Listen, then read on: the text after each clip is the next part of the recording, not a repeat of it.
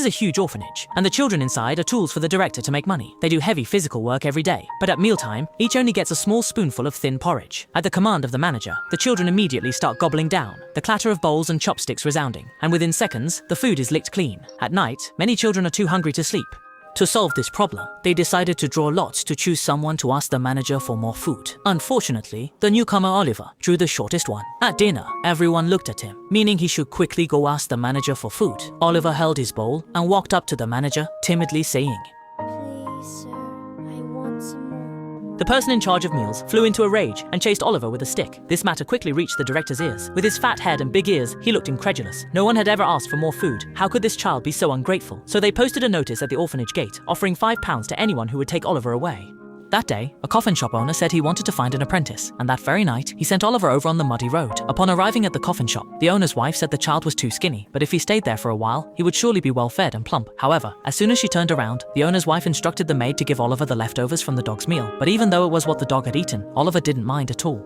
Hungry people do not have the right to be picky. At night, he was also arranged to sleep next to the coffin like a dog. There was another apprentice in the coffin shop, Noah, who often bullied Oliver and gave him his own work to do. One day during a meal, Noah kept speaking ill of Oliver's mother, and Oliver couldn't take it anymore. He rushed over, knocked Noah down, and beat him until he was bruised and swollen.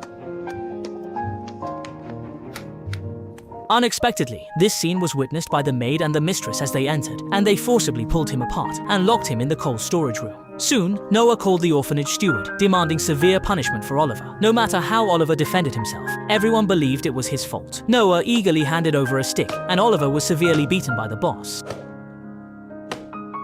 The next morning, when no one was watching, Oliver quietly escaped alone. Outside, the grass was lush, and the road ahead was bright. Seeing a stone marker by the roadside with London written on it, he decided to go to London. He travelled a long distance, spent nights in barns, drank some water from puddles when thirsty, and his shoes became worn out. On the way, he came across a household and wanted to go in to ask for some food, but was loudly and harshly driven out. That day, he finally couldn't hold on and fainted from hunger on the road. Fortunately, a kind old woman saw him, took him home, and prepared some food for him. Oliver rested there for a night. The next day, he set off towards London again at sunrise. After walking for an unknown amount of time, he finally arrived in London, lying dirty on the steps by the street, looking just like a little beggar.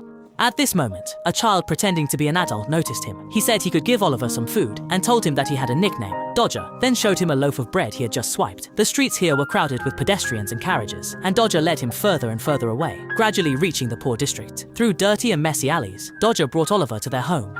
And the naive Oliver didn't know that this place was actually a den of thieves. The guy with a sly grin was called Old Gin, and he was the leader of this theft gang, specializing in training homeless children to be pickpockets. Although Old Gin wasn't a good person, at least here they could have enough to eat and wear. Oliver immediately decided to join their team.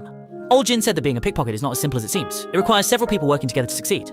After saying this, he took a few people to demonstrate it to Oliver.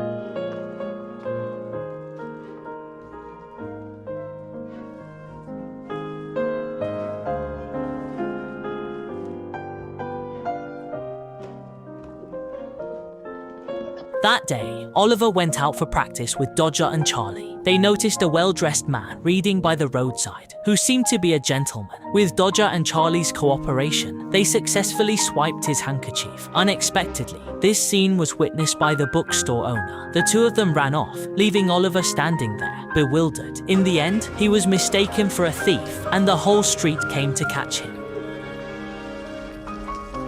In the blink of an eye, Oliver was taken to court by the police. The gentleman Brownlow actually did not want to accuse Oliver because he noticed that Oliver seemed to be ill. But the judge, who couldn't distinguish right from wrong, didn't listen to his opinion at all. He was convinced that Oliver had done something wrong and immediately sentenced him to 3 months of hard labor. Fortunately, at this moment, the bookstore owner arrived and proved that the person who stole the handkerchief was not Oliver, but the other two children. As soon as he finished speaking, Oliver fainted to the ground. Brownlow, feeling compassionate, took him back to his own home. When Oliver woke up, he saw a luxurious big house he had never seen before and slept in a bed he had never slept in.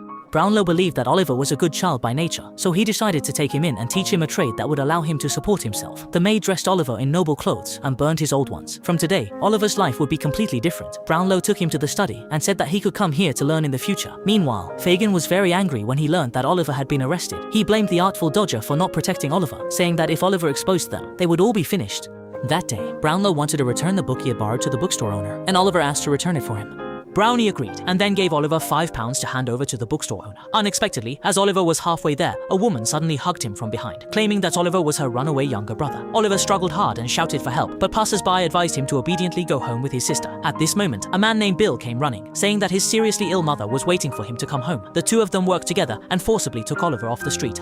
And this couple was actually Old Gin's companions. Oliver was taken back to the thieves' den. Old Gin and Bill split the money Brownlow gave him. The Artful Dodger and the other children took off his noble clothes and dressed him in rags. Oliver was locked in the attic. A few days later, Fagin sent him to Bill to completely quash Oliver's thoughts of escape and to make a large sum of money. They decided to have Oliver take them to steal from Brownlow's house. Bill, holding a gun, warned Oliver.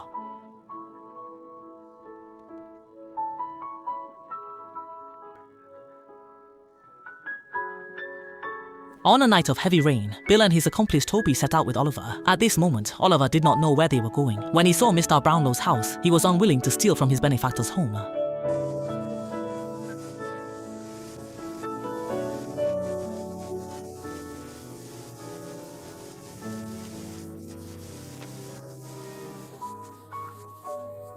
Under Bill's coercion, Oliver had no choice but to follow with tears in his eyes. They arrived under Brownlow's window, and Toby pried it open with an iron bar, sending the smaller-bodied Oliver inside, then forced him with a gun to open the door. But the sound of the door opening alerted the Brownlows, who came out to check. Oliver tried to escape, but was shot in the arm by Bill. They hurriedly fled with the injured Oliver. Bill kept saying, "We have to get rid of him, otherwise he will definitely inform on us." Just as he finished speaking, he fell into the river. Toby, who was untrustworthy, had no intention of saving him and left with Oliver alone. By the time Toby brought Oliver back, his body was already soaked with blood. Old Gin bandaged Oliver's wound while asking where Bill had gone. Upon learning the truth, Old Gin immediately went to see Bill, who was not dead but had fallen seriously ill. He warned Old Gin to keep a close watch on Oliver, saying that keeping the child would surely bring trouble, and once he recovered, he would take him to the river outside London to drown him. But their conversation was overheard by Bill's wife, Nancy, who didn't want an innocent child to be harmed, nor did she want her husband to become a murderer. So she secretly left home, intending to inform Mr. Brownlow to rescue Oliver. But upon arriving at Mr. Brownlow's doorstep, she was told by the maid that Mr. Brownlow had already gone out. Nancy had to leave a message with the maid, asking Mr. Brownlow to wait for her on London Bridge at dawn on Sunday. If she didn't go that day, then she would go on Monday or Tuesday. She would definitely go. Sunday came quickly, and Nancy lied that she wanted to go out for some fresh air. But Bill disagreed. Nancy had never gone out so late before, and he questioned her about what she was going out to do. Seeing that Nancy was unwilling to speak, he grabbed her hair and locked her in the room. The cunning Old Gin felt that Nancy must be hiding something, so he had the clever one secretly follow Nancy for the next few days. Late the next night, Nancy finally met Mr. Brownlow and explained Oliver's current situation to him.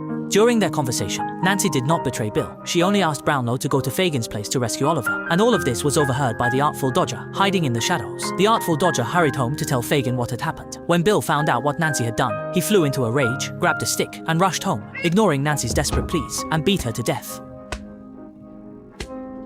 Fagin knew that Brownlow would soon bring the police, so he told the children to quickly pack up and leave. After everyone ran out, he took out his belongings from under the floor and didn't forget to take the sleeping Oliver before leaving. The next day, Toby found Fagin's hiding place. He took out a newspaper and said that the news of Nancy's murder had been exposed, and now the whole city was searching for Fagin and Bill. At this time, Bill had already escaped, but he felt it was not worth leaving just like that. He had to extort some money from Fagin before leaving. However, with the whole city on alert, having a dog was too conspicuous, so he decided to strangle the dog. The dog seemed to sense his intention, and after a struggle, escaped. At night, Bill came to Fagin's place. Now, everyone hated him. If it weren't for him committing murder, none of this would have happened. However, what none of them expected was that Bill's dog led the police here. The clever one, out of anger, rushed up and started fighting Bill. Bill, knowing he had no way out, grabbed Oliver as a hostage, intending to use him as cover to escape from the house. Unfortunately, when he climbed over the rooftop, there was no path ahead, only a pulley frame hanging in mid-air. Bill looped the rope around himself, then held Oliver with one hand and swung both of them across. Before Bill could untie the rope, he suddenly heard his dog barking behind him. He instinctively turned to look, but unexpectedly stepped into thin air and ended up hanging himself on the pulley. Later, Oliver was adopted by Brownie, escaping a life of poverty, but he remained unhappy, always thinking about Old Gin. At the end of the story, Oliver visits Old Gin in prison. Although Old Gin was not a good person, during the days when Oliver was starving and in rags, it was Old Gin who provided him with warmth. So, no matter what, he wanted to see him off one last time.